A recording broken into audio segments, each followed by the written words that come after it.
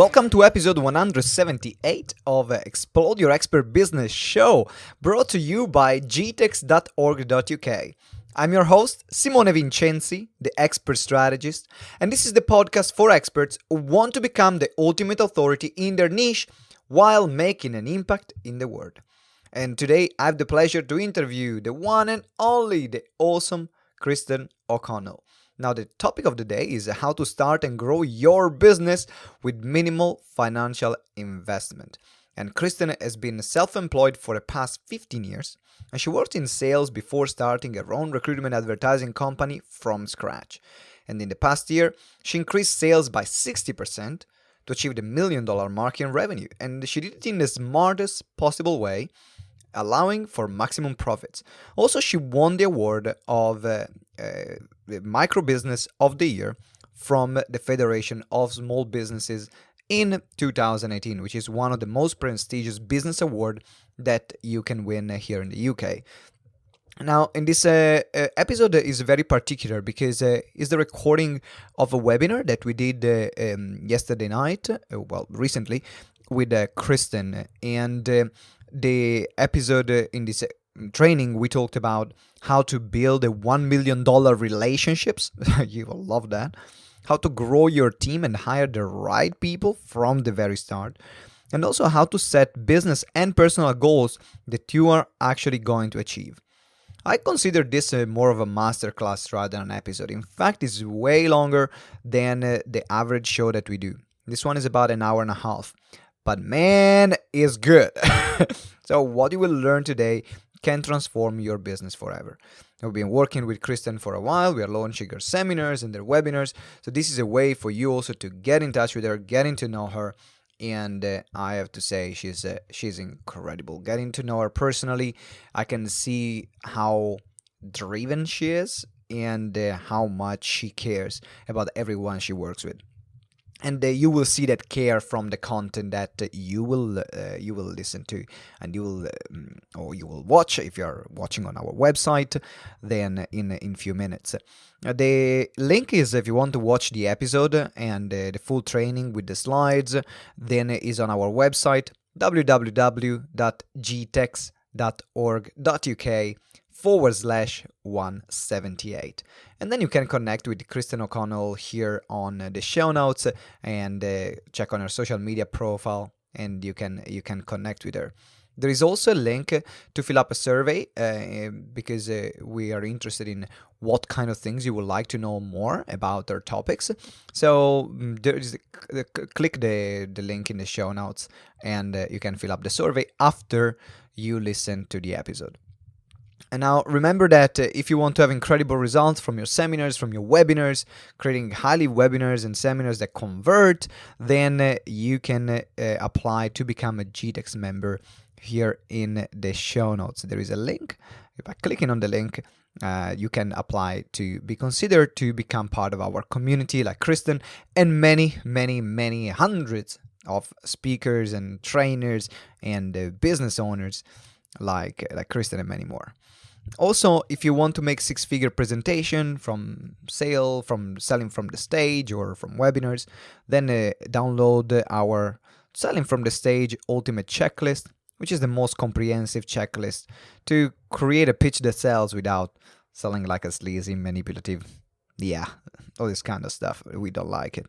And as well, you know the importance of having a great community around you. So join our Facebook group, Explode Your Expert Biz.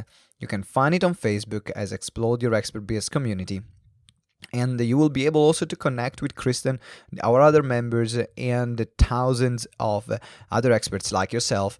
That we all want to make an impact in the world. We all want to collaborate and also get access to exclusive training, like the one I did on how to get featured on Forbes, or one we are going to do soon is how to tap into the corporate market, which I'm sure you're interested in. If you haven't subscribed yet, subscribe straight away, right now. And without further ado, let's start the music. Let's listen to this incredible masterclass from Kristen O'Connell.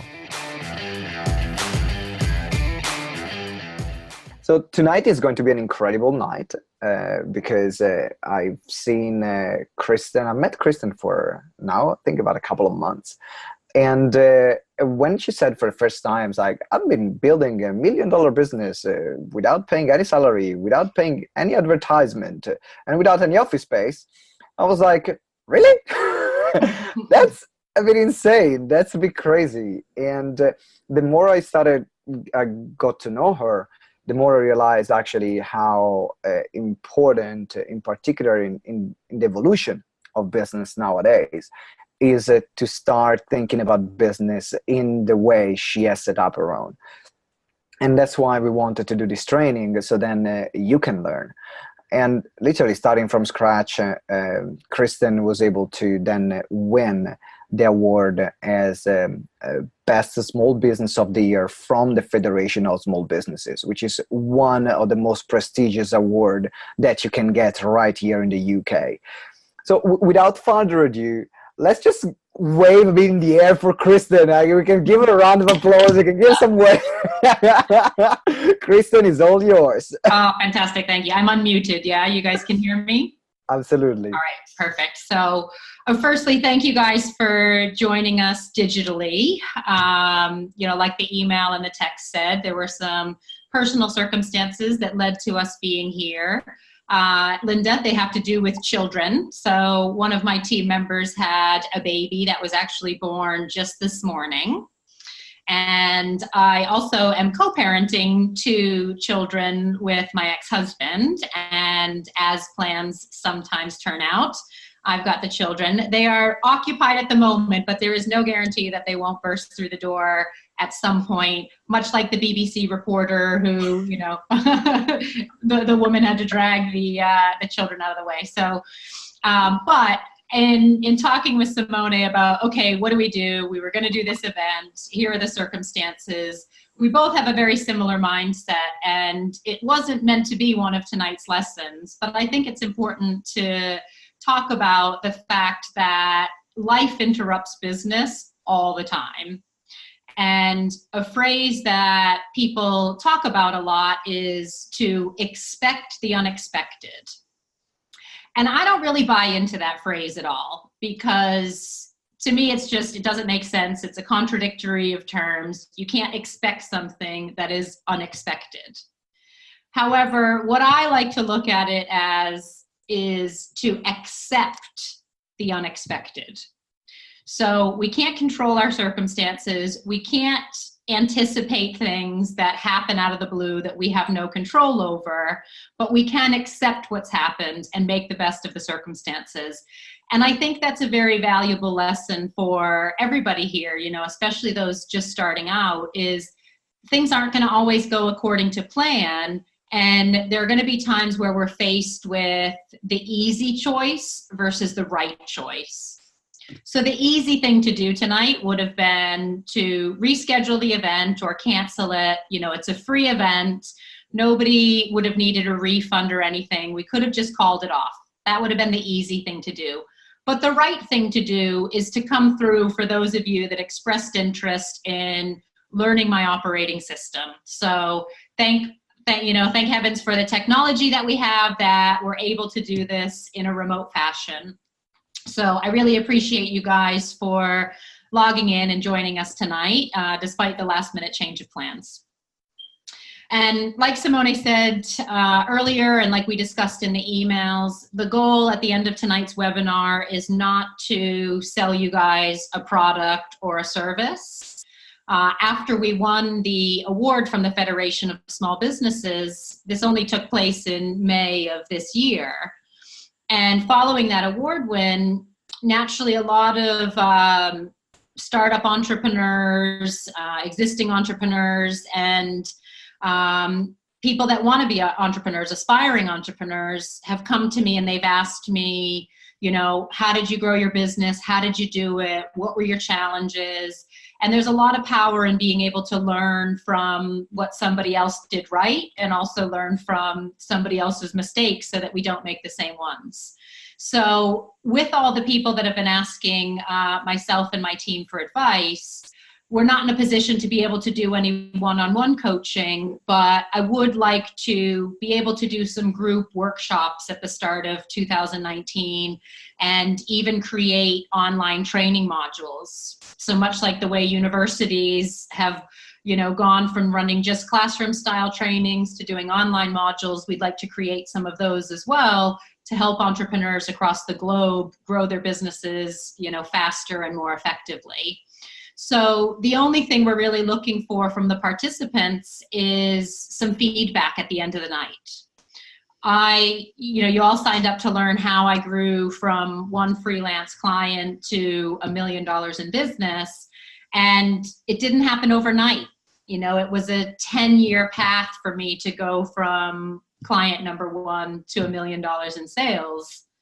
The nice thing was I did go from one client to 10 clients within 48 hours, but then there was a lot more in place in growing to $1 million. So like I said, learn from some of my mistakes, but also to take a 10-year career and cram it into, a 1-hour webinar. I could talk for days about all the lessons I've learned and the things that I've done and what worked and what didn't work. But the goal is to condense that training into what's relevant to you guys, what's relevant to those of you that are starting out today. So at the end, we're just going to have a link that pops up, and we'd like you to click on it, take a quick 3-minute survey about the presentation, tell us what you liked, what you have questions about, what you'd like to hear more of. And for those of you that do participate in the survey, we'll have a special little treat for you as well. So shall we get started? Yeah, absolutely. I want to also say that I'll put the link of the survey in the comments at the end of the presentation. So check the comment box that you can use also to ask the questions that you have for Kristen alongside. I guess we can crack on. I'm really excited. Cool. Okay, great. So the Superlative Operating System, the business I built is called Superlative Recruitment. So we've designed this presentation as the Superlative Operating System. And what you've all signed up to learn is exactly what it says here, how we went from one client paying us £50 a week to over $1 million in sales revenue last year. And the way it worked was I had a client that came to me and was asking me for a lot of advertising advice. I recognized a need to be able to solve his problems. So his problem was he was writing online job adverts and they weren't attracting the right people. I had experience writing online adverts that were attracting the right people. So out of frustration, he asked me to write all his content for him. I said yes, and my freelance business was born. Now, a major separator between what I was in that situation and a lot of the freelancers that I've spoken to over the last few years is the ability to recognize scalability. So I went home that evening and I could have done, a little celebration dance. Hooray, I have a client, I can begin my freelance career. And I could have celebrated that one client. But instead of going home and just focusing on the one client, I went home and I thought, okay, if he's interested in this service, who else do I know that's struggling with the same problem? And if this one client is willing to pay me for that service, would the other people that are struggling with the same problem also be willing to pay me for the service? I had nothing to lose and everything to gain. So I went in the next morning and I spoke straight to the vice president of a global sales organization. And I explained the idea to him. I said, look, one of your sales managers is willing to pay for this service. I think it would benefit other sales managers as well. It would save them time, it would save them effort, and it would ideally save them money because they'd be able to attract more of the right people faster.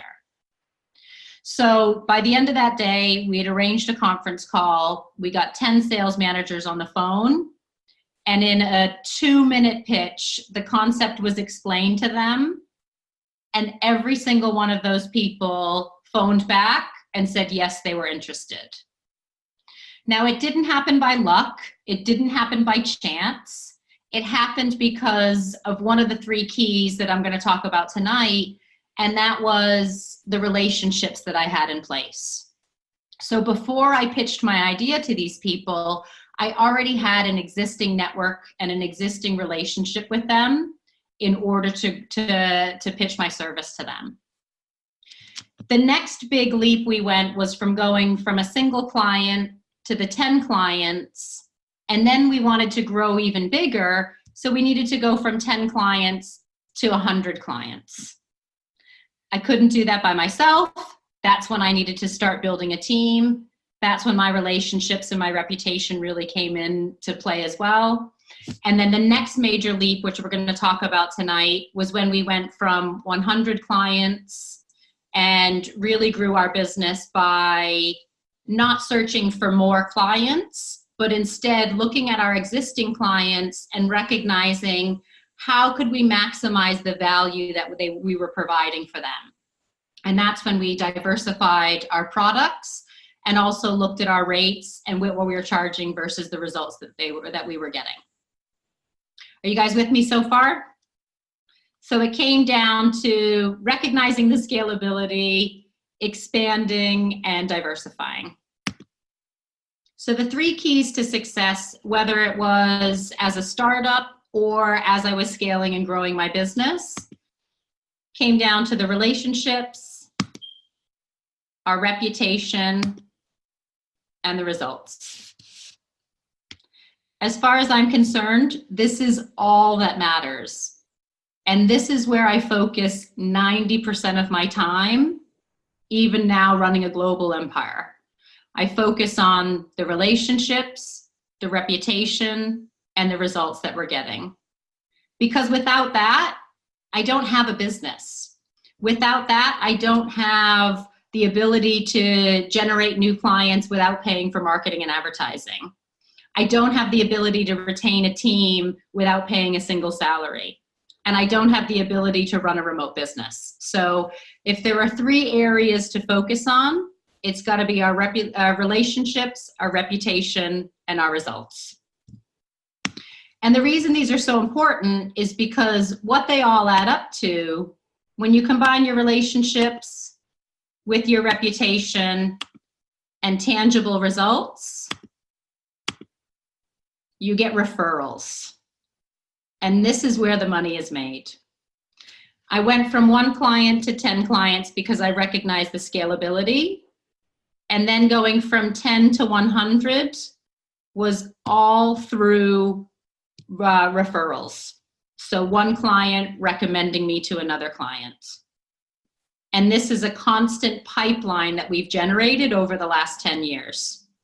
So we didn't advertise in the beginning, and we've still not to this day advertised for a client, because every satisfied client that we have then goes on to recommend us to somebody else, and they recommend us to somebody else, and they recommend us to somebody else. And it's because we didn't just put focus in the beginning on our relationships, our reputation, and our results, but we continued throughout the process to focus on these 3 key areas. Does that make sense? All right, great. So we're going to break each one down a little bit more in depth, and you can start to see how it materializes. So starting with our relationships. I like to look at relationships in 3 main segments. So we've got our clients. Those are the ones that pay us for our services. We've got our staff or our team. Those are the support people that work with us, that help to deliver the results. And then we've got our suppliers. So in a business where you're producing a tangible product, you're going to have suppliers that, supply the materials to create that physical product. In our world, it's a service-based business. And so our suppliers are the job boards that carry the ads that attract the candidates for our clients. So in maintaining our relationships with our clients, this is the bread and butter of our business. There's a big difference between a customer and a client. So a customer is somebody that buys from you in a one-off scenario. You sell them a product, maybe it's an impulse sale, they get excited about it, they buy from you one time, And then the next time they need something, they go shopping again and they look for it elsewhere. A client is somebody that orders from you on a regular basis. Now, the business model that we've built means that our clients are constantly looking for that source of recruitment. So they're buying from us every week or every month consistently throughout the year. And the only time we've ever lost a client is if they've actually closed down their business. So we take our client relationships so seriously. It costs 7 times more to get a new customer than it does to retain an existing customer. So whether you're just starting off, whether you have an existing business, we really want to focus on the relationships that we have with our clients. I used to think that no news was good news. And if my clients weren't calling me with problems, that meant they didn't exist. And believe me, it was a blissful, peaceful way of running a business, but it was also a dangerous way of running a business because that wasn't the truth in most cases.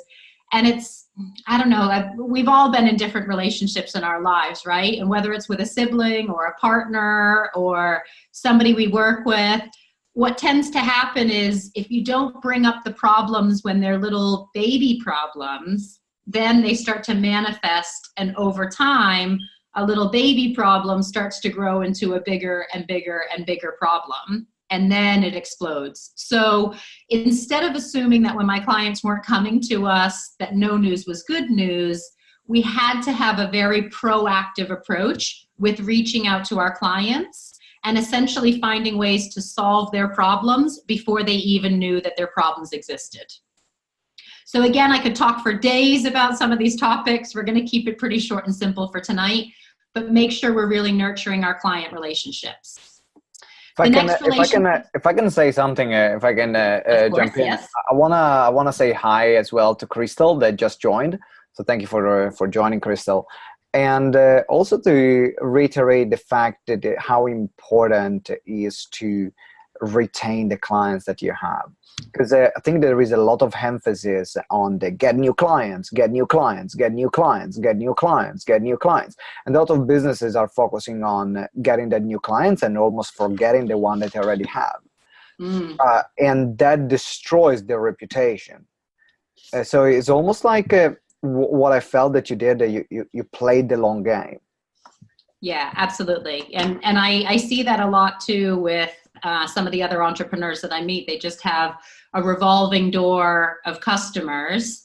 And you're absolutely right. It does affect their reputation within the marketplace. It doesn't make their clients feel very valuable and very worthwhile. So we have a client that just yesterday or just Tuesday celebrated their 10-year anniversary here in London, and we've worked with them from the start, so having that long game definitely makes a big difference, especially if you're in the situation like I was.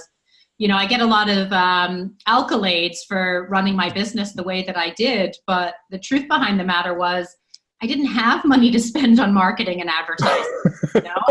I was a foreigner living in a new country, afraid of being shipped back to the States if I didn't make this work.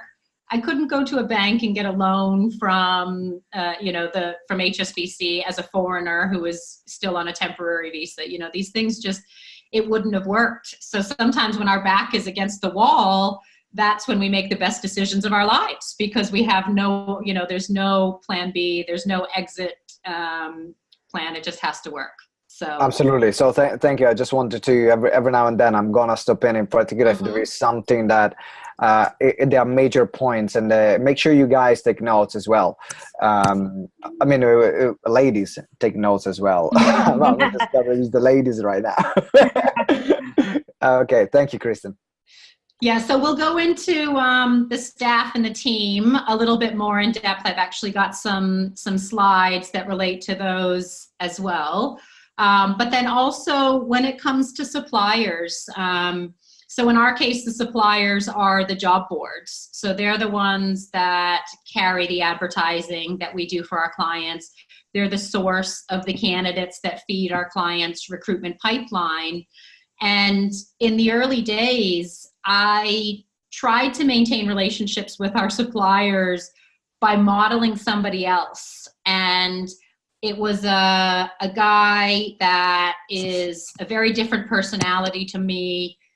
He's quite aggressive in his sales training and his sales coaching. And I was going into the job boards trying to act like him and trying to build relationships by being aggressive and really pushing for what we wanted and what we needed. And thankfully, I realized very early on that the only way to build and maintain a relationship with anybody is to be genuine and to be true to yourself and to who you are. So Simone, we were talking about this on the podcast. So maybe some of you are on the webinar because you heard our interview that we did on the podcast, but there is no work Kristen and then out of work Kristen. I don't put on a front, and sometimes I'm one person and then other times I'm another person. What you see is what you get. And I do know when to crack down and be a bit more serious and when to talk business. But I also know that I wouldn't still be doing what I'm doing 10 years on if it wasn't fun. If I didn't enjoy working with my clients, if I didn't enjoy working with my team, and I didn't enjoy working and meeting up with my suppliers, I wouldn't still be doing what I do. So building relationships is key. And one of the essentials when it comes to the meetings with our suppliers, we definitely talked about this on the podcast, I'm remembering now. We talked about how important it is to manage the expectations. So when I'm going in to meet with one of the job boards, if we're not happy with the results that they've been producing for our clients, then I need to let them know that in advance. I'm not going to go and accept an invitation to go out for a meal with them and then just completely blindside them and surprise them with the fact that we're not happy with the results that we're getting.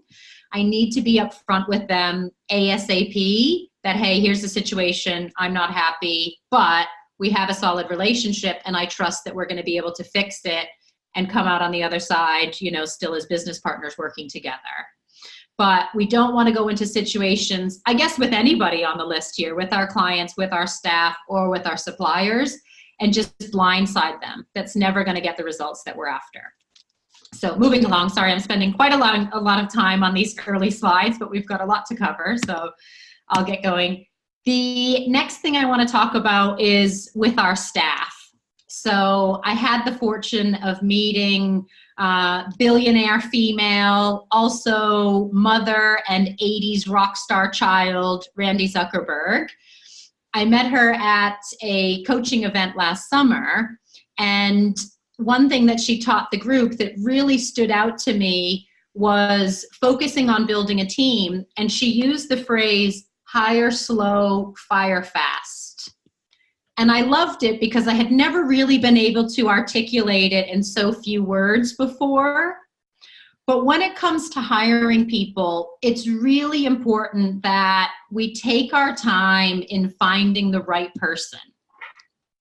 So it's much better to weed through 100 candidates to find the one that has the right strengths, the right skills, who's responsible and reliable, and who gels with your company and gels with your personality, rather than playing the quick game and just trying to find somebody to fill the role as soon as possible. Now, on the flip side, we do want to take our time to select the candidate. We want to go through multiple, interview phases or multiple screening processes. But at the same time, if we make a mistake and we find the wrong person for our business, it's so important that we get rid of them quickly. And this is often uncomfortable for a CEO and somebody that's hiring someone. It's really difficult to let people go because we know it doesn't just mean that they're out of a job. We tend to know that, okay, this means that they might not be able to pay their bills, and we tend to think a lot deeper into the situation. But instead of being so worried about them, we have to transfer some of that worry to our own businesses and remember what having the wrong person on the team can do for your relationships. what it can do for your reputation, and what it can do for your results. Every single time that I've procrastinated firing somebody, and believe me, I was terrible at it. I would tell the other people on my team that I was going to let somebody go, and then 2 weeks later, he'd still be kicking around, and they'd be moaning about him, and I'd say, all right, I'm going to do it. But I just had to get up the courage to actually do it. And the longer it took, the more I'm weighing on my mind, how's he going to take it? How are they going to react? But every single time, once I pulled that trigger and once I got rid of them, one of the first thoughts I had was, I wish I'd done it sooner. Because as soon as that toxic person is gone, other people start to rise up. Other people start to feel better about themselves. They feel more secure in their work. They feel better about their performance. They feel more respected, more valued. I could go on and on and on. I'm sure you guys get the point. I can see you guys nodding along. We've all known a toxic person in our lives in one shape or form, and the sooner they're gone, the better. So yes.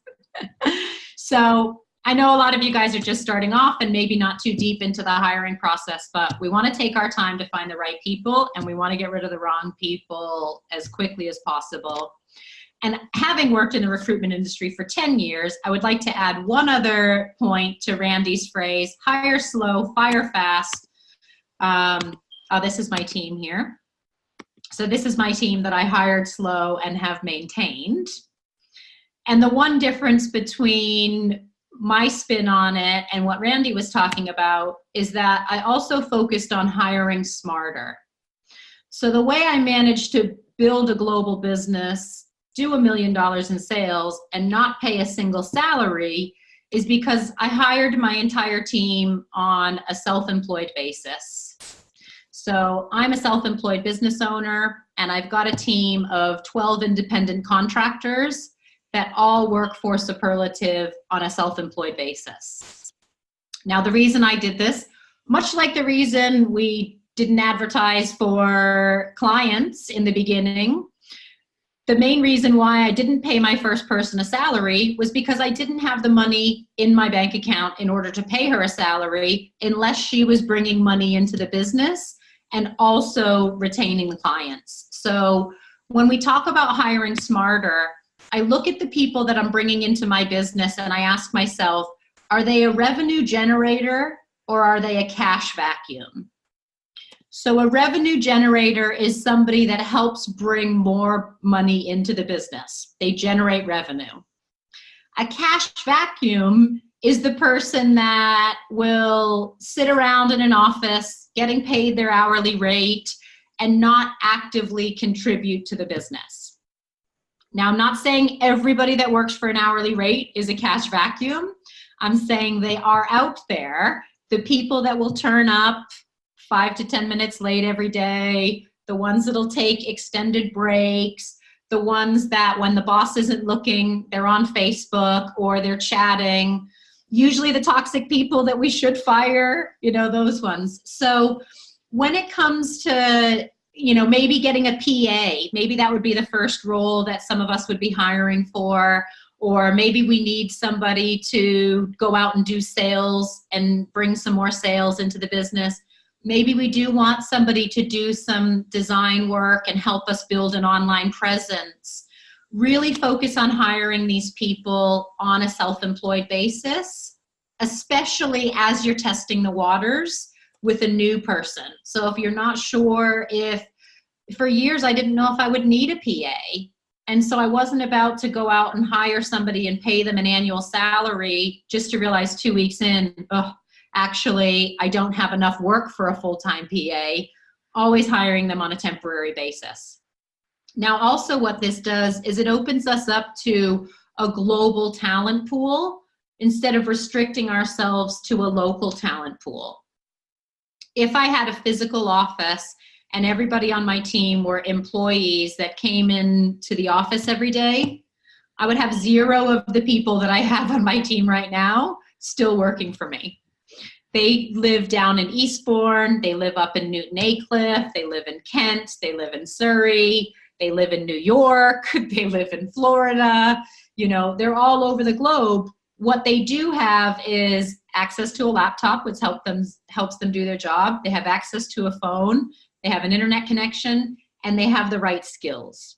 So more important to me than their physical location is the ability to do the job.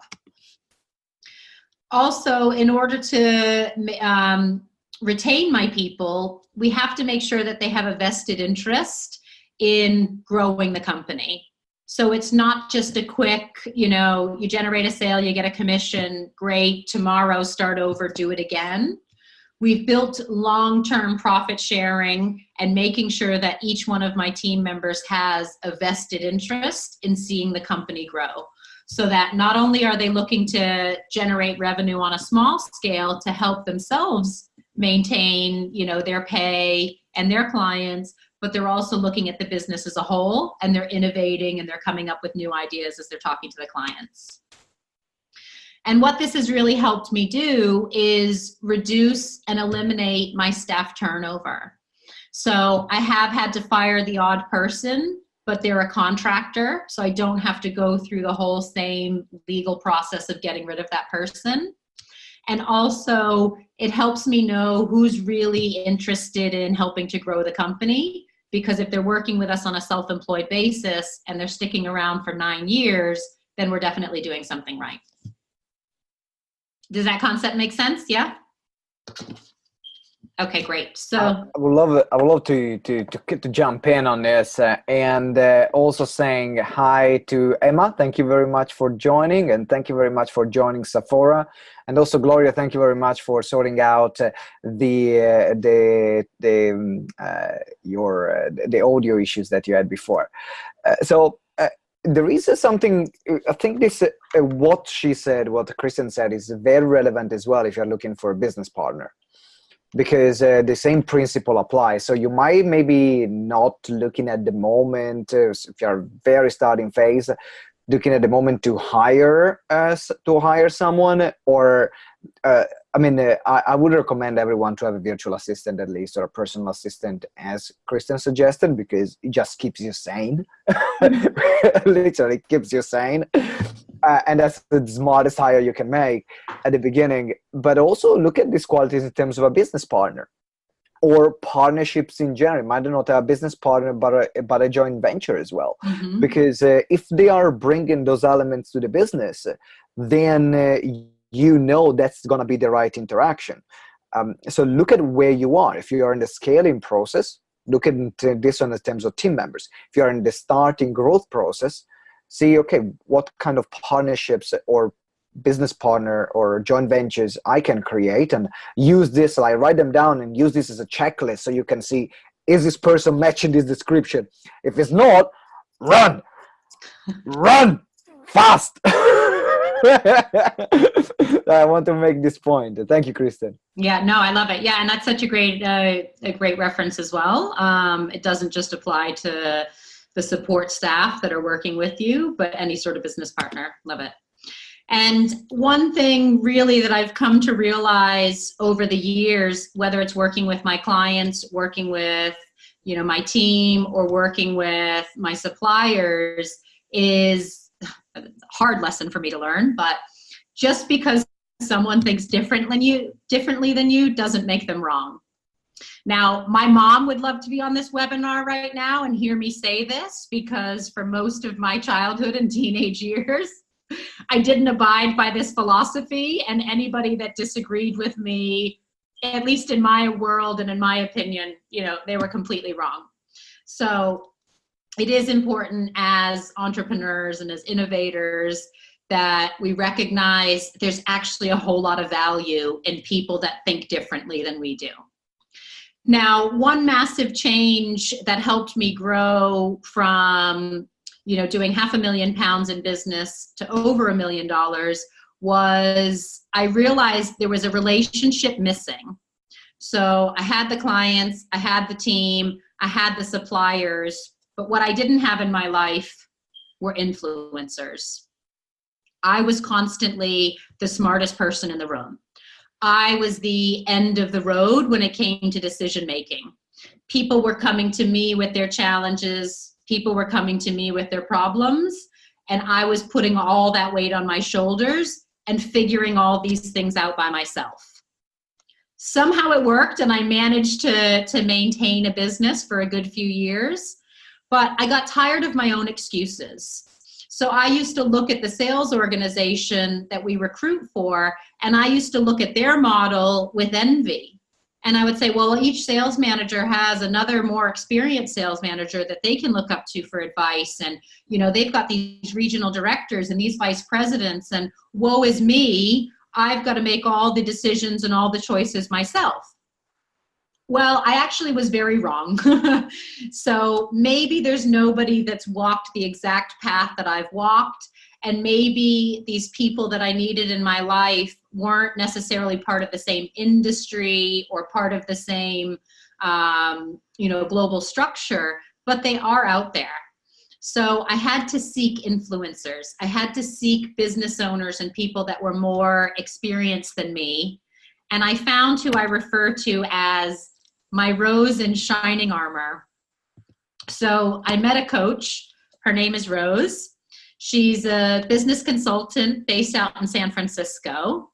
And we hit it off right away, maybe because we're both Aquarius and we think a certain way. But I paid Rose to fly in from San Francisco and spend a full day with me and two of my full-time contractors. And we broke down my business. We broke down how it was functioning and how it could be functioning better. And a few things that we covered that day were the benefits of automation and digitalization. I can barely even say the words, but I used to be a very old school person, writing everything down on pen and paper. Yep, agreed, yeah. There is value in pen and paper. However, it's not very, replaceable. And Rose taught us that if it can be automated and it saves time and it's more efficient, then it should be automated. So we've worked towards automating some of our processes. She also helped me realize when it comes to delegation, there's a second step in that process, which is equally, if not more important, and that's the follow through. So maybe because I'm a big sister, I was really good at delegating stuff to my team, but where I was lacking was in the follow through. So I would delegate something to somebody and then highlight it off my handwritten to-do list, because as far as I was concerned, it was done. And that was a right assumption, probably 50 or 60% of the time. But there were times when something then came up and I said, oh, hang on a second, I thought so-and-so sorted this. And turns out if I had followed up with them, I would have known exactly where we stood. So delegation is only half of that process. We need to make sure that if we're delegating something to somebody, that we're following through either at the end of the day or halfway through the project. We're still, as the CEO, everything still comes down to us. So it's not enough for me to turn around and say to a client, oh, well, I delegated that to so-and-so. I need to follow through and make sure that it's actually done correctly. Another thing Rose had us look at was our sales process and the financial tracking. And we came to realize that the people that were doing sales for the company didn't know that they were doing sales for the company. And it's something that we all laugh about now. I know I can see your reaction, Simone. How can a salesperson not know that they're doing sales? Well, because in the advertising world, we looked at this as a monthly credit order. So remember, we have clients, not customers. So they're ordering from us every month. But we weren't incentivizing the people that were actually collecting the credit orders, and we weren't telling them that that helps bring revenue into the company. We were just having them go out to the clients, ask them what they wanted. They weren't consulting. They weren't adding value.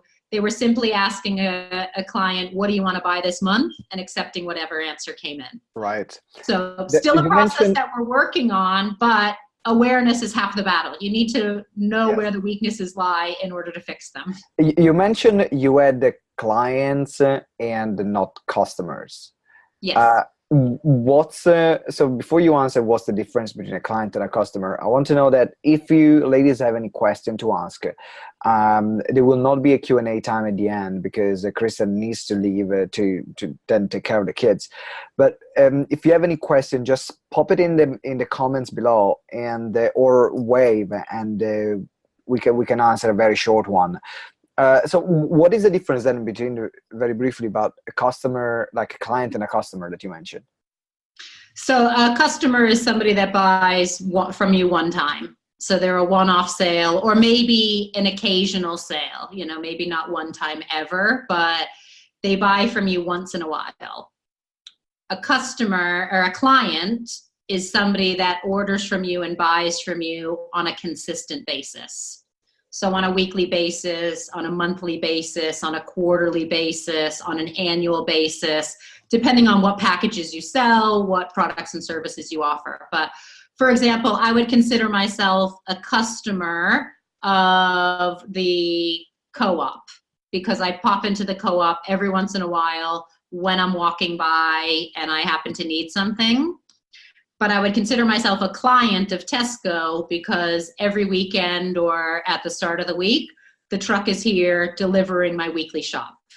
So I'm a regular customer, a regular client of theirs, ordering over and over again versus the one-off random, sale.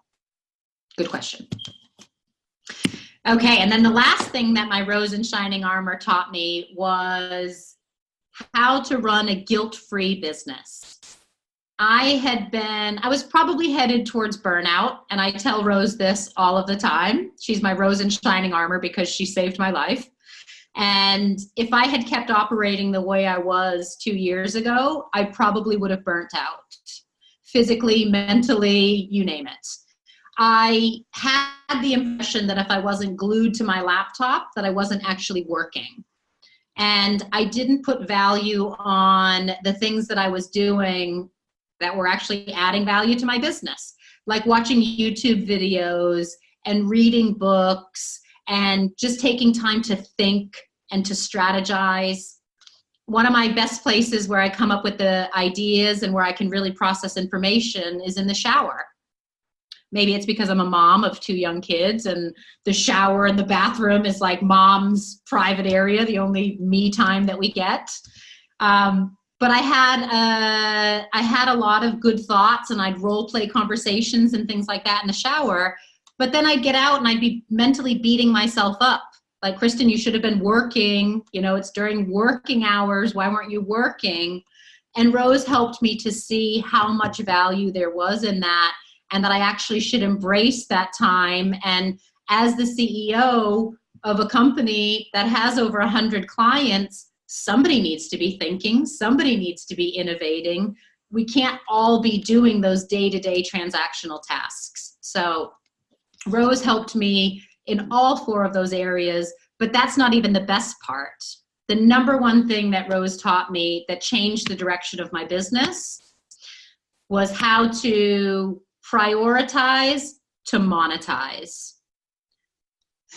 So before I met Rose, I had a to-do list, probably 100 things long. And as soon as I crossed 1 or 2 things off the list, guess what happened? 2 or more things came up that I needed to do that I would add to my list. And sometimes at the end of the day, I'd put pressure on myself to just tick as many of these things off the box as I could and get through as many things to cross them off my list as I could. The problem was, usually the tasks that bring money into the business take a little bit longer. So instead of crossing 5 10-minute activities off my to-do list, what I really should have been doing was taking an hour and focusing on something that brings money into the business. Now, I'll be the first one to say that money doesn't equal happiness, but I will also tell you that money eliminates a lot of problems that lead to unhappiness. So it's not a magic, money solves all your problems, but money definitely eliminates a lot of problems, especially when it comes to being a startup. So if we can walk away from this webinar realizing that Relationships, reputation, and results help you build a business without spending money on marketing and advertising, without spending money on salaries, without spending money on overhead, but also that when it comes to the day-to-day tasks that we're tackling, we have to prioritize the ones that are going to monetize our business. With me? Good stuff there? Yeah? Changed my world. All right, so moving on to the second piece of the puzzle, we've got our reputation. I promise I will go faster through some of these other bits. In terms of reputation, again, in the beginning, I didn't have money to spend on marketing and advertising, and all I really had to rely on was my reputation. I've been working from home since 2008. In the beginning, I needed to prove that my concept was viable. I needed to prove that these 10 people that signed up to use my service weren't going to regret it. I needed it to work so that I didn't have to get shipped back to the US, have my visa canceled and shipped back home. And all I had to worry about, or all I had going for me, was my reputation. I didn't want the managers that were working 12, 14-hour days in their office to ever doubt me who was working from home. So I really had to focus on my reputation. And what I decided to do was give myself a checkup from the neck up. So I had to look at myself as the leader and as the head honcho, and I had to say, what are my strengths and what are my weaknesses? So that I could, evolve and really develop and maintain my strengths, but then also either work on improving my weaknesses or hire people whose strengths married up with my weaknesses. So I gave myself a checkup from the neck up, and I'm going to demonstrate it for you here. These were some of my not great qualities. I was late. I was disorganized. I was stubborn, like we talked about before. If somebody didn't agree with me, then obviously they were wrong. I was quite forgetful. I was very impulsive. And I wasn't very confident. I was living a fake it till you make it sort of lifestyle. And with all these things here, being late, being disorganized, being forgetful, I just laughed it off because I was so good at building the relationships with people, so good at connecting and being friendly and being somebody that everyone wanted to be around, that we just laughed those things off. But I had to really hone in on what I wanted in terms of the bigger picture, and I had to put myself in the other person's shoes. Yeah, even though they expected me to be late and a bit disorganized and a bit forgetful, it's not really fair to them. Just because that's what they were expecting of me doesn't make it right. So I had to make a conscious effort to improve the qualities that I had within me, but I really wanted to demonstrate and bring to the forefront. I needed to show that I could be prepared and that I was prepared. I needed to really rely on my friendly nature and really use that to warm people to me. I needed to show how articulate I was. I needed to use my creativity for good, not for just making up excuses as to why I wasn't on time, but to actually use my creativity to serve a purpose. I needed to show that my ambition was one worth following. And I needed to show how inspiring I could be to other people. So looking at myself with this sort of devil on one shoulder and angel on the other shoulder approach, I had to give myself like an awareness checkup. So this might be a great activity for those of you that are just starting off, or those of you that are looking to grow and scale your business.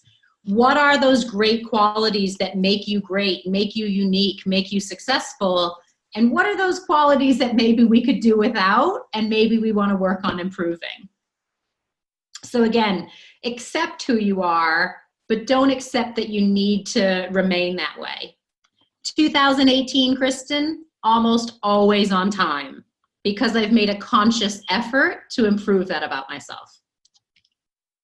Okay, so when it comes to our reputation, we have to remember that we're in control of our reputation. Sure, maybe the odd thing might happen where somebody says something about us that's untrue, but how we respond to that and how we present ourselves to the world is everything when it comes to our reputation. So I had to make a choice. I was in my late 20s when I launched my business, and I needed to decide, was I going to be perceived as, a young professional, especially being a female in a male-dominated industry?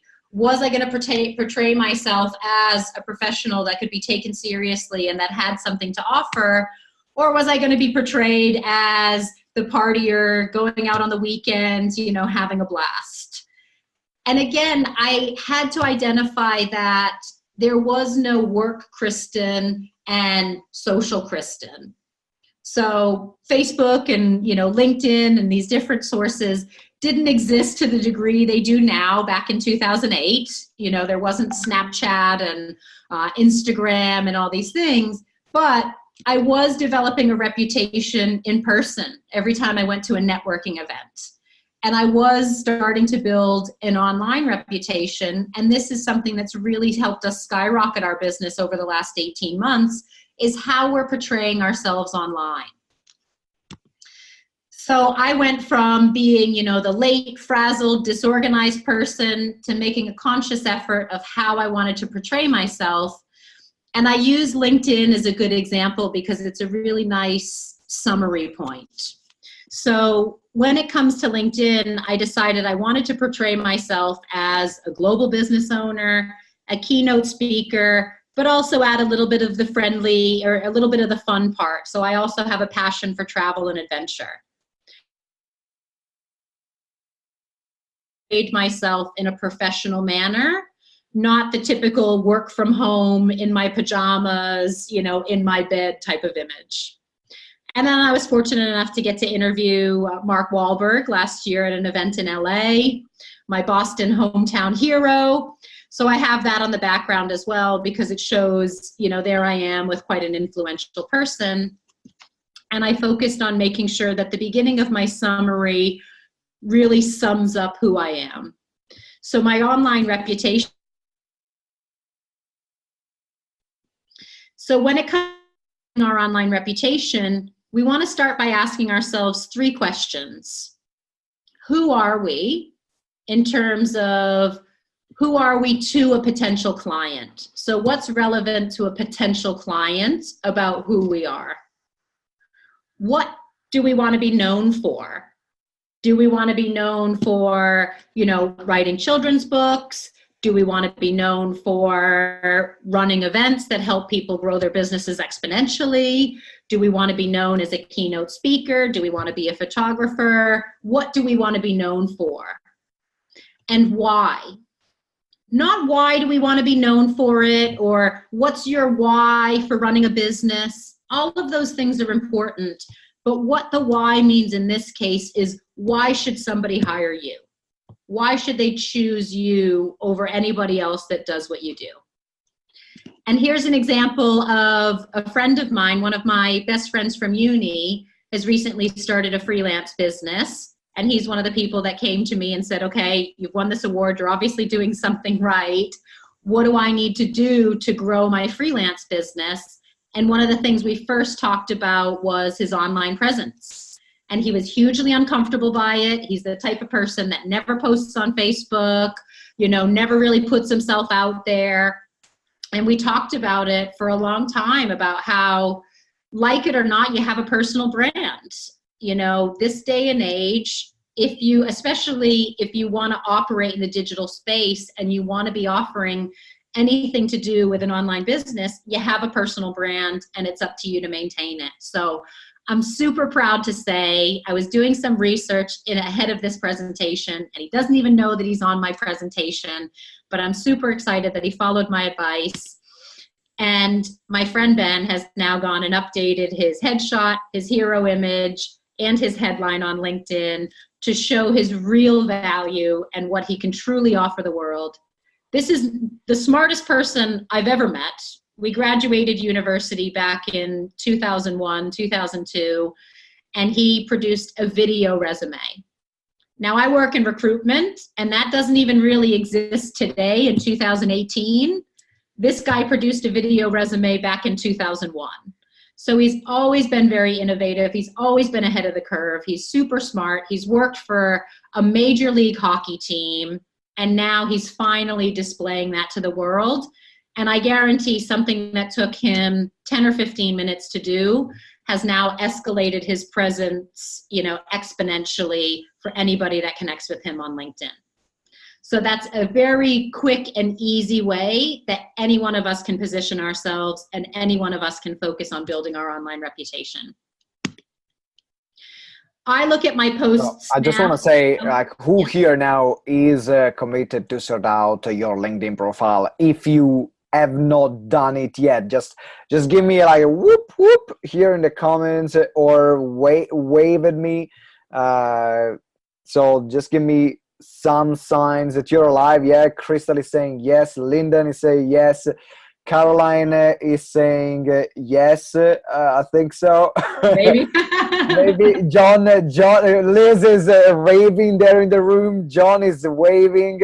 I cannot see Emma, Gloria, Sephora, but I'm assuming, or also Gia, but I'm assuming you ladies are raving too as well. So yes, important. Sort out your LinkedIn profile. Kristen, back to you. Okay, awesome. Yeah, I mean, and honestly, if you have a good photo, it only takes probably about 15 minutes to upload the headshot, the hero image, and to write a decent headline. Okay, and then once we've established our profile, we want to think about our posts and the updates that we do in a strategic fashion. The internet is cluttered with content, so my approach is always a quality over quantity approach. I don't post on Facebook or post on LinkedIn just for the sake of posting, just to update the world about what I've had for dinner, or what I've done with the kids on the weekend, or what I'm up to. Unless there's a purpose behind it that resonates with my audience. I might share a picture of food, but then I might talk about a lesson that I've learned over that meal, or I might talk about the process of what it took to get this food from where it originated to my plate, and how can we make that process better. So with all of our posts, think of the person that's digesting the information and what's relevant to them. So I don't spam my social media with all kinds of stuff.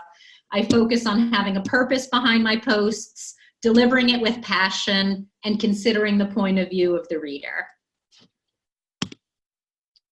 And again, the end result of your reputation is to acquire and retain your clients, to acquire and retain the right people that are willing to work for you or work with you, like Simone said, as business partners and joint ventures, and to make sure that your suppliers are proud of you and that they want to work with you.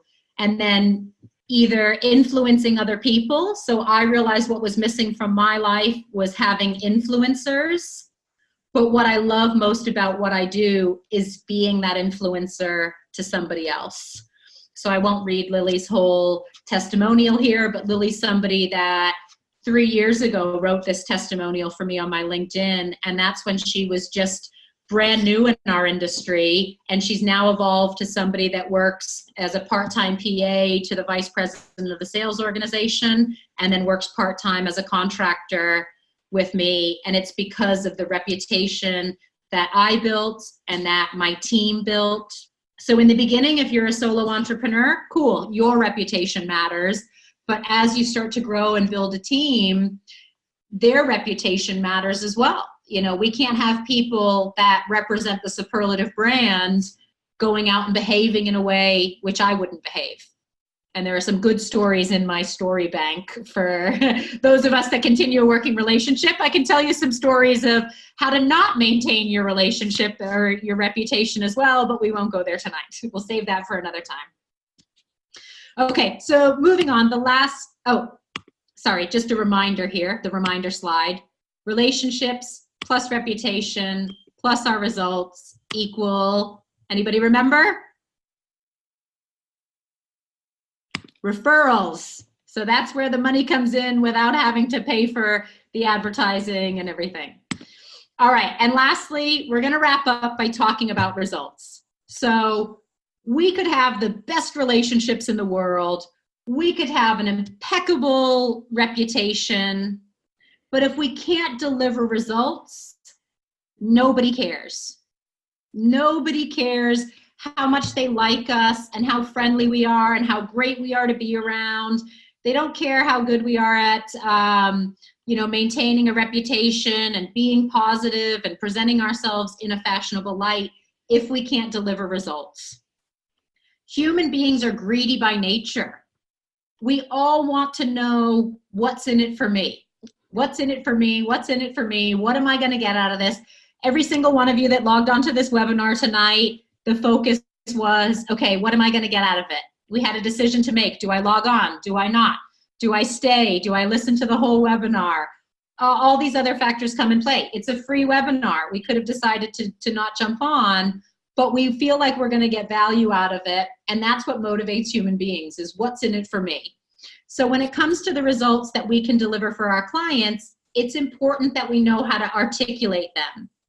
And sadly, I spent a lot of time in my early years, instead of articulating the results that we could get, talking about what we didn't do, which looking back seems so silly now. I used to meet people and talk about how I work in the recruitment industry. Oh, but we're not traditional recruiters. We're not headhunters. We don't work with the candidates. And naturally that makes people ask, okay, well, what do you do? And then even when we started terribly explaining what we do, we didn't have anything quantifiable to talk to our potential clients about. We didn't have anything actually broken down. So we took some time and we actually started quantifying some of our results and looking at not just the tangible results, but when we were able to produce those results, what were the actual benefits that our clients reaped of these results? You putting your hand up, Simone? No? Okay. I don't know if you were about to say something yet. So here are just a few examples of what we were able to quantify. So the best thing that we can offer from our advertisement service is that it saves all of our clients time. They don't have to write the job descriptions themselves. They don't have to physically place them online. It saves them money because we have a massive collective buying power that they wouldn't have individually. And it saves them effort. The recruitment industry is one that's constantly changing. The way job seekers think and operate in 2018 is very different than the way they thought and operated in 2008. My team and I are constantly keeping ourselves up to date with what's happening in the industry. So the biggest benefit that we can provide our clients is saving them time, money, and effort. Another result we learned to quantify was, wow, we sure do post a lot of online adverts, but how many do we actually post? And turns out we post nearly 3,000 adverts online per month. So if somebody wants to determine whether or not we have enough experience or whether or not we know what we're doing when it comes to ad placement, it helps to tell them that we place 3,000 adverts online per month, every month. Also, we started doing some maths and realized that we help find positions for 15,000 sales contractors on an annual basis. We've been running for nearly 10 years now, so that's almost 150,000 independent sales contractors that we've helped find work in the time that we've existed. And overall, we've helped 250 clients in 90 different cities, 12 different countries, and on 4 continents. So I'm not saying this to toot my own horn. The point is, I wish I had thought about this stuff sooner. And instead of spending so much time telling people what we don't do or trying to sloppily explain what we do, and in other words, explain the process of how it works, I wish we had spent more time in the beginning quantifying our results and talking about our results, because maybe we would have done $2 million in sales. Maybe we would have done $10 million in sales. All of these things add up to what's the benefit to the client. So remember, we talked about who do we want to be and what do we want to be known for, but also why should somebody hire us? Well, here's 4 reasons now why somebody should hire us. So I guarantee that whether you guys are just starting off or whether you've been in business for a while, there are things that you could quantify about the results that you've gotten. Even if you haven't launched your business yet, there's a reason why you feel you'd be a good fit for your new business. So there are some kind of results that we can pull together. And then the cool thing is, as you start to get more customers and more clients, then you start to produce more results. So here are some ways to get results. If we're excited about the results that we've gotten already, great, let's quantify them, let's tell the world. Here are ways to also go about getting results. So it all starts with having a vision. We can't get to where we're going if we don't know where we want to be. So we have to start by asking ourselves, what do I want? And not just like, I want to make some money, or, I want to be able to travel. I find it's helpful. We learn this in the recruitment field. People that are looking for jobs or people that are going to start their own business tend to be focused on 4 things. They want some degree of fame, which could be recognition, it could be public recognition, it could be getting awards, and or it could even just be being recognized by somebody within the industry. People also tend to want fortune. So everybody's money motivated, but for different reasons. Money is a means to an end. Nobody gets an award for dying with the most money in the bank, but money is a means that allows us to travel, or it allows us to buy a big house, or it allows us to live in a certain area. Then there's also the freedom. This is why a lot of us have chosen the self-employment route. Remember, I was talking about how if people didn't believe me or they didn't think the same way, that I thought that they were wrong. Well, that means I didn't like having a boss tell me what to do. So for me, the self-employment route was a route to freedom. And then the other thing that most people are looking for is some way to provide for their family, whether it's their aging parents and they want to be able to help retire them, whether it's their existing family, whether it's their siblings, or even if it's a future family that they're working towards. And even for a lot of us, our friends, are close enough that we consider them family. So most people want all 4 of these things, but to varying degrees. Not everybody wants the same things for the same reasons. So my advice would be to take some time, sit down, and really think about, okay, what do I want? What are the motives behind starting this business or growing this business? And then the next questions to ask, okay, what's broken? So what's stopping me from having the fame, the fortune, the freedom, and to be able to provide for my family to the extent that I want to? In a lot of cases, it's our habits. We might be really good at identifying what we want. We might have a great product or a great service, but we're lazy. We're not actually doing the things that we should be doing. Maybe we're procrastinators. Maybe we have some kind of mental blocks. So our mentality could be another thing that's broken and that's stopping us from achieving the results that we want. I grew up in a very small town. I was raised by 2 noble nurses. So they got into the field of helping people, not the field of making money. And even though they provided everything we ever could have wanted, I was capped with sort of a middle class income mentality. I didn't believe it was possible for somebody like me to move to another country, start a business, and be able to achieve the types of results that we've gotten. I needed to be able to grow my mentality. For a while, that was a blocker for me. Also, it comes down to our actions. So like we talked about with the to-do list of 100 different things on there, well, are we taking the right actions? Maybe we have good habits and we're really disciplined. Maybe we have a winning mentality, but we're not actually taking the right actions. I saw a quote online today from one of my, another business coach that I know over in Singapore. And he said, there's a difference between being busy and being productive. So we could work 80 hours a week, but if we're not taking the right actions, the ones that actually monetize the business, then that could be what's broken. And then the last thing could be our confidence. Maybe we don't have as much confidence in ourselves as we should in order to charge what we should be charging. Maybe we're letting fear stop us from actually pulling the trigger and launching our business.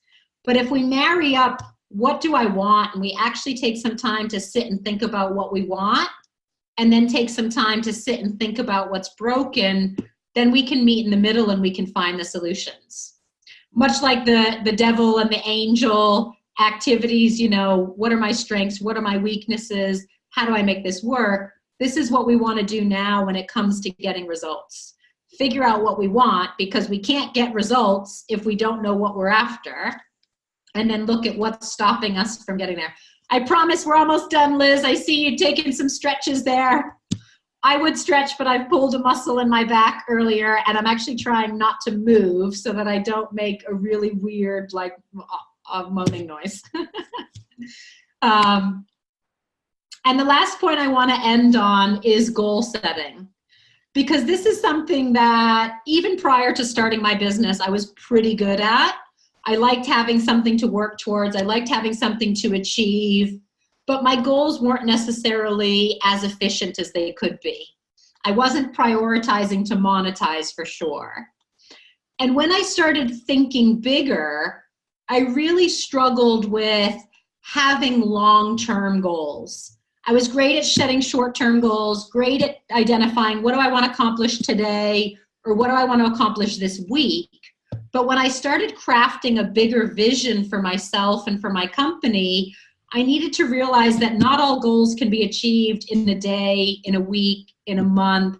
Some of them take years. So I had to look at the end result, and I had to start with the end in mind, and then I had to backtrack. And I realized that time is a really interesting concept, because a lot of people say, I don't have time. I don't have time to start my business. I don't have time to do all the things I want to do. I don't have time to travel, blah, blah, blah, blah, blah, blah, blah, blah, blah. Well, what's funny is the more I do, the more I have time to do. Simone, believe it or not, but from the time that I left your office in Southwark, I've come home, I've given my nanny a birthday cake and a birthday present. I've made a batch of cupcakes for tomorrow afternoon's bake sale at the kids' school. I've decorated the house for Halloween with my son. I've printed out my notes for the webinar and logged on time. The more you do, the more time you have to do the things that you want to do. It's pretty incredible. I mean, and this is what increasing your circle of influence does for you as well. When I met Randy Zuckerberg, I was like, wow, she's 2 years younger than me. She's got 2 kids the same age as me. And I'm on her Instagram, and she is just all over the place doing all these things. She's got the same 24 hours in a day that I have and that you have. It's just how effective are we with our time? How efficient are we? So when it comes to goal setting, one thing that's helped me manage my long-term goals is breaking them down. And I like to think in segments of 30. So looking at some of my long-term goals, I have to ask myself, where do I want to be 30 months from now? So this is like 2.5 years from now. And my parents working in the medical field, I happened to be out at dinner one night with a neurologist, the doctors that operate on your brains. And he taught us something very interesting. So we were talking with my partner at the time. He runs a sales business, and he was talking about the fact that he was going to be 40 pretty soon, but a lot of the people on his sales team were in their 20s. And he was saying, it's really difficult for me to think back to when I was 20 and what I was like. And, it's sometimes hard for me to coach these guys. It was a lot easier for me to coach them when I was 25 or 30. Now that I'm approaching 40, I feel like there's this gap between us. And the brain surgeon said something really interesting that stuck with me ever since. And he was talking about the fact that our age influences how long we can think into the future. So a very common thing for people to ask at networking events or in business is, where do you see yourself in the next 5 to 10 years? Maybe you've been asked this on an interview before or at a networking event. And for somebody like me in their late 30s, I can visualize 5 years from now. I can kind of visualize 10 years from now. But when I was in my 20s, I visualized myself as a 30-something-year-old. And the brain doctor said that this makes neurological sense. Because if you're in your early 20s, you've only lived a time span of 20 years. You've changed a lot from the time that you were 10 to when you were 20. So how can you fathom how much you're going to change from 20 to 30? But if you're like me and you're nearly 40 and you've lived 40 years, then 10 years is only, a quarter of my life ago. I remember what it was like from when I was 30 to now, and the changes are incremental. So I can visualize 10 years from now. So when it comes to setting goals, be aware of your age, not as a hindrance. Oh, I'm so young, I can only do so much. Or, I'm older, I should have started 20 years ago. Look at it in terms of how your brain is capable of thinking. So most of us should be able to set 30-month goals because that's only about 2.5, getting close to 3 years. So break down, where do we want to be 2.5 years from now? And then where do I want to be 30 weeks from now? So 30 weeks from now is just over half a year, right? There's 52 weeks in a year. So 30 weeks is just over half a year. Where do I want to be in 6 to 7 months from now when it comes to this particular goal? Not everything in my life mapped out, but when we're setting a long-term goal, what kind of progress do I want to make within 30 weeks? And then that breaks down to 30 days. So where do I want to be 30 days from now? Where do I want to be 30 hours from now? Or not necessarily where do I want to be 30 hours from now, but what can I accomplish in the next 30 hours? So give or take 3 days. Or you could look at the 30 hours like, I'm going to commit 1 hour a day for the next 30 days. And where am I going to get after 30 focused hours? You could also look at 30 hours like more or less an average work week. So if we're working Monday through Friday, working roughly 8 days a week, we know that's going to add up to 40 hours. But give or take that we have other tasks and other things that we're going to be focused on, maybe not just this one goal, we can look at 30 hours as a week. And then we can also look at 30 minutes. So not where do I want to be 30 minutes from now? The answer for all of us is obvious, off this webinar. But what tasks can I do in the next 30 minutes that are going to move me towards my goals? Maybe the first one is updating that LinkedIn profile. And I have this very handy tool here that I use when I'm setting my 30-minute goals. So it's a bit old-fashioned, but it marries up with my presentation. I use this quite religiously because I'm a very visual person, and it helps keep me on track for, oh my gosh, the sand is going. Am I actually working towards this goal? Helps me not procrastinate.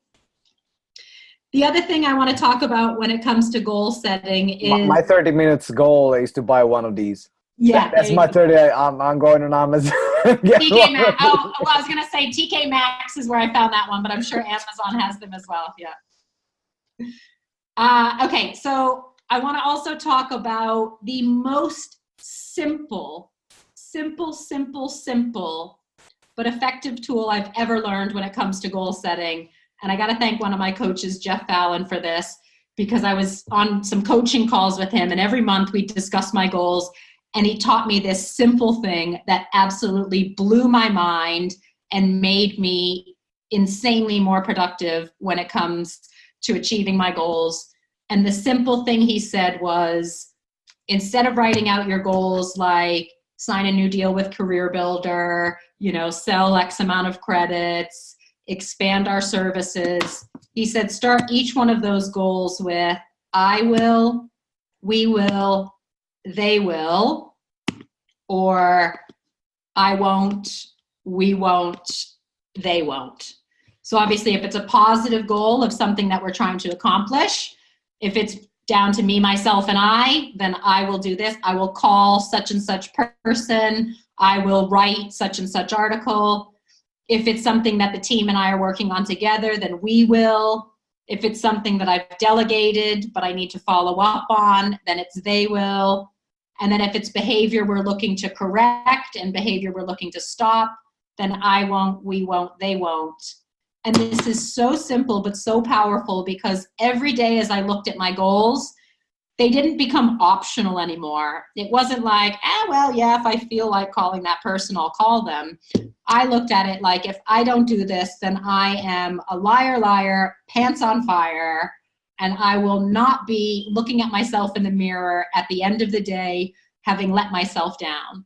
Because if I wrote out at the beginning of the month, I will, then I was essentially making a promise to myself, and I don't want to let myself down. So I'm not saying that I've accomplished every single goal I've ever written down since learning this technique, but I've probably accomplished 80% of the things that I've set out to do by adding this simple but highly valuable tool. So even if you only have 5 goals, even if you have one for the next 30 minutes and one for the next 30 hours, wherever you're at, everybody's starting from a different point. Try adding those words to your goals, and I promise it'll make a difference to how you feel about your goals and how committed you feel to your goals. Now, one last fun thing that I want to talk about, which I've been doing since I was 25. Simone, I talked about this to you the other day, but only very briefly. So one thing that's helped me, I've been freelancing even long before I started my recruitment company. I've actually been self-employed since I was 23. And I started doing something when I was 25 that changed the way I view my life, because it's only worth running a business if you're getting something out of it on the personal end. You've got a better lifestyle, you've got either that freedom, that fame, that fortune, that family. And what I realized was I'm a bit of a workaholic, and I was getting so wrapped up into bettering my career that I forgot about the journey and what makes life worth living. So I happened to be born on the 1st of the month, and it happens to be February, which is only 1 month away from January 1st. And being the strong, independent woman that I grew up to be, I decided that January 1st wasn't my New Year's. I wasn't going to go along with the crowd and do what everybody else was doing and set New Year's resolutions on January 1st. Instead, what I would do is I would have my own New Year's on February 1st. And I also decided that most New Year's resolutions are negative, or they're focused on changing something we don't like about our lives, right? It's normally join a gym and lose weight, eat healthier, get more sleep. It's always about correcting a behavior that we're not happy with, right? My New Year's resolutions are completely the opposite. So they're all about, what are the things that I want to do more of in life? What makes me get out of bed in the morning? What gives me energy? What makes me excited? And if I were to look back at this year, 365 days from now, what would I be proud to have accomplished? So every day on February 1st, I have my own New Year's, and I don't just set 1 or 2 New Year's resolutions. I base my annual personal goals on how old I am. So this year in February, we launched the 38 at 38.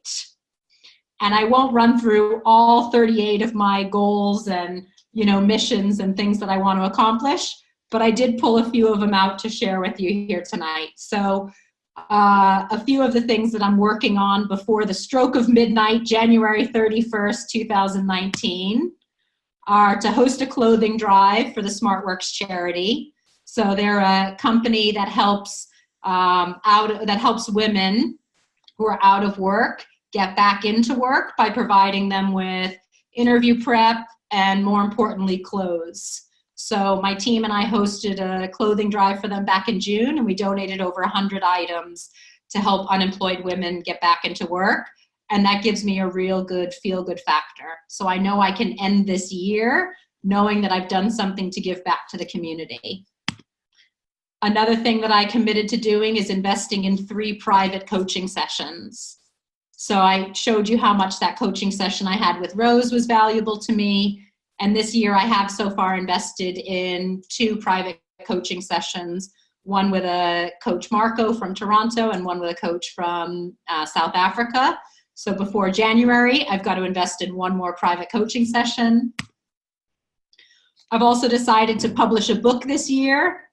I'm in the editing stages, so I've just got to work on, I know Simone's laughing because I've been in the editing stages for months now, and he knows my ghostwriter and publisher, so the pressure is on, but it's on my 38 at 38, so it's got to be done. I've already done this one. I've created 2 new vision boards. So I have a very personalized office space. This hurts my back. I can't show up to work every day without having things that I look at that motivate me and inspire me to do the things that I do, because that's what gets me through the tough times. When I'm having a hard conversation with a client and I'm dealing with an issue that I wish I wasn't dealing with, all I have to do is raise my head, and I've got people and pictures and visions all around me that remind me, nope, this is why you're dealing with the crap situation right now. This is why you're working at 9 o'clock at night. This is why you're doing the things that you're doing. So I needed to create 2 new vision boards this year because some of my goals had changed. So proud to say that I've done that. Also travel to 3 new cities and visit 3 new Hard Rock cafes. Goal of mine to see the world. Part of the living the digital nomad dream is being able to travel and have the freedom to do that. Hard Rock cafes are just, close to my heart. There are 194 of them, and my goal is to visit every single one of them. Been to 37, so this year, not only will I hit 38 goals at 38, but I'll hit my 38th Hard Rock Cafe. I'll let you guys know when I get there. You'll see it on my Facebook, I'm sure. I also want to visit 3 amusement parks and fun fairs with the kids. It's something that we all thoroughly enjoy. We get a good adrenaline rush out of it. Done that already. I think we've already been to 4, so we can successfully say we've achieved that goal. And then another thing that was important to me was getting fit and, having some kind of activity that I could look forward to that was challenging and exciting. So I decided to take trapeze lessons. Those of us that, continue to work together, I'll show you some videos and we can talk about that more in depth. But yeah, who knew? You don't need to join the circus in order to take trapeze lessons. And it's not as easy as it looks, but it's definitely worth it. So in wrapping up, I just want to say, again, a big reminder of why we do what we do is because having the right relationships, having the right reputation, and having quantifiable results is going to lead us to referrals. But also, most entrepreneurs start a business because they want to be able to give back to others, and they want to be able to know that they're making a difference in the world. So I leave you guys here with one last testimonial that you can read from my LinkedIn. And Nate is somebody that I've been working with for just over a year now. He writes a lot of content for me. We collaborate on a lot of different projects. And the ironic thing about the recommendation that I have here from Nate is most of the recommendations I have on my LinkedIn profile come from clients that I've worked with or suppliers or my team members. So in a lot of cases, it's, the people that are paying me, the clients are paying me to do a certain job. They expect a certain result. And with Nate, I've actually been the one to pay him. So I've hired him and I've gotten a lot of value out of using his content services. But the best part about this testimonial is that unbeknownst to me, he's gotten a lot of value out of the content that we've produced together just by being there to absorb the information. And that's the type of testimonial that makes everything that we do so much more worthwhile, is knowing that I've not only set myself up for the freedom and the family and the fortune and the fame that I want, but I've been able to replicate that and offer that same opportunity to other people. So in closing, relationships plus reputation plus results equal our referrals. And in summary, that's how you build a global business, a global client portfolio, and get yourself to $1 million in sales without paying for advertising, without paying a single salary, and without paying any unnecessary overhead costs. Cool? Good stuff? Yeah, I mean, I want like to wave here right now. Like, give me some waves, because I can only see 2 people plus you. So there is John is waving, Liz is waving. Very encouraging. Yeah. Sephora says that she loves the list, and also, even if I cannot see you, yeah. Gloria, Emma, I know you are waving and like shaking it so to participate for it. It's been absolute brilliant training, and so any final thoughts to wrap up in terms of how people can get in touch with you, Kristen, whether they want to keep building this the relationship with you and keep working with you? Yes, of course. So like Simone and I talked about in the beginning, we are going to put a link on the page next. So we need your help, please, in order for us to bring this type of content to a larger audience on a bigger scale. We want to know from those of you that have been on the webinar tonight, what did you find most valuable? Was there anything that you wish we had dug a little bit deeper into? And then even giving us a little bit more of a synopsis on your exact scenario and anything in particular that you're struggling with in order to get your feet off the ground or in order to grow and scale your business. So we'll throw a link up there for you guys to click on. We talked about it earlier. It's literally going to take 3 to 5 minutes to fill in, but it'll give us some really valuable insight into how we can, make sure that the content we're delivering to the world is really relevant to those starting off now.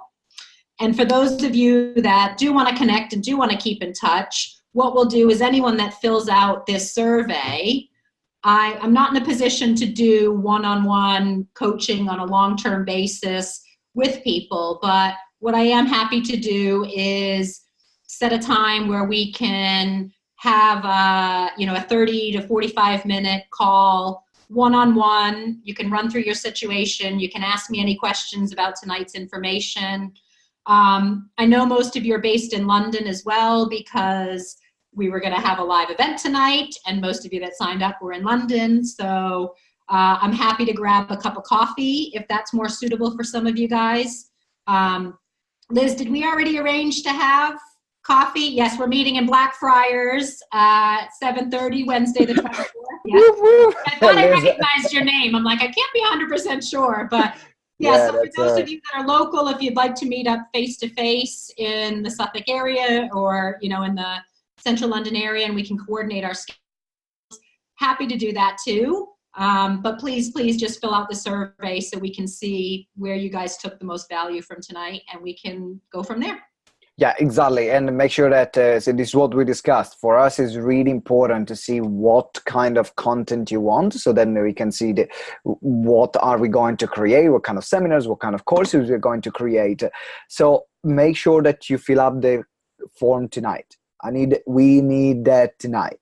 Okay, it will take less than 3 minutes. It's very short, but Kristen spent an hour and a half pouring her heart into making sure that you get this information that are going to be very important to at every stage of your business, whether you're at the beginning, whether you're growing, whether you're scaling. So take the time, fill out that form, and then also like a call with Kristen one-on-one. Man, it's like That's priceless. So make sure that Crystal says, I want a coffee and meet up too. Thank you, Crystal. I have to say 30 to 45 minutes because it's not 5 in my hours. head 30 minutes because it'll really be 45. Yeah. Okay, so thank you very much to everyone. I want to say I'm going to unmute you, all of you guys, so then you can say hi. What I would love very quickly to share, now that you're unmuted, if you can just start and say one thing that was really valuable for you tonight. I'm gonna start from Linda. I'm gonna call your name. Just be very short. Tell me one thing that was really, really valuable for you tonight. Linda, you start. Starting without having to pay salaries, that was my biggest fear, and I've really seen some ideas there to move forward on. Awesome. Fabulous. Love it. Thank you. Crystal, how about you? For me, it was the phrase, what task can I do in the next 30 minutes that are going to move me towards my goals? I thought that was really good. Absolutely. Fantastic. Thank you. Liz, how about you? I found these setting goals really useful and breaking it right down to 30 minutes, 30 days. I think that will be very useful. And really quickly, you've helped me have a light bulb moment, because I've been in recruitment for a long time. So I've done the long game with relationships, so I can really leverage those to do what I'm doing more effectively, I think. So thank you. Absolutely. It's amazing. Yep. You are in the great position. John, how about you? Setting goals with I will. Yep, I will. Very good statement. So powerful. Emma, are you there? Emma? Okay, I'm going to move on to Gia. I don't know if I'm pronouncing your name correctly. Yeah. I think the part that Kristen lists all those things that they think she wasn't doing very well before, and now she's like getting rid of them, like being punctual. I think these are very important to me as well, that realize which are the weak parts and really get rid of it. Yes, improving yourself and growing yourself. Thank you very much. So thank you everyone for staying on the call on this training tonight. There is the link in the comments, so make sure you open the comment box. I'm gonna send you also the link in an email. You get it. You fill it up tonight. You also get that call or that coffee with Kristen.